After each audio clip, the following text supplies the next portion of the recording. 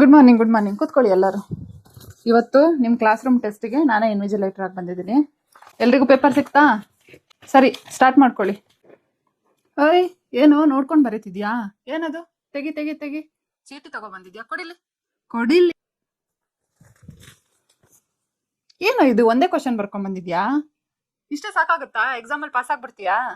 ಇನ್ನೊಂದೆರಡು ತಗೊಂಡ್ಬರ್ಬೇಕು ತಾನೆ. ಏನು ಗೊತ್ತಾಗಲ್ಲ. ಎಡ್ ಸರ್ ಬಂದ್ರು, ಎಲ್ಲ ತೆಗ್ದಿಟ್ಕೊಳ್ಳಿ, ಒಳಗೆ ಇಟ್ಕೊಳ್ಳಿ ಚೀಟಿ ಎಲ್ಲ, ಬೇಗ ಬೇಗ ಬೇಗ ಬನ್ನಿ ಸರ್. ಹಾ, ಇಲ್ಲ, ಏನ್ ತೊಂದ್ರೆ ಇಲ್ಲ, ಎಲ್ಲ ನೋಡ್ಕೊಂತಿದ್ದೀನಿ, ಏನ್ ತೊಂದ್ರೆ ಇಲ್ಲ, ಎಲ್ಲ ಒಳ್ಳೆ ಮಕ್ಕಳು.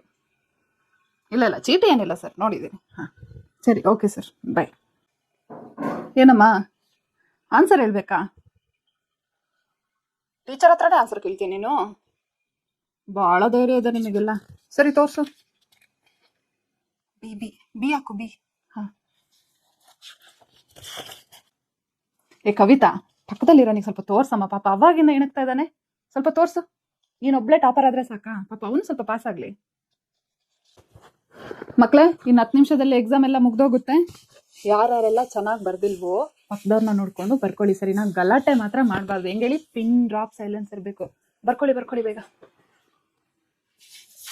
ತೋರ್ಸವನಿಗೆ ಸತೀಶ.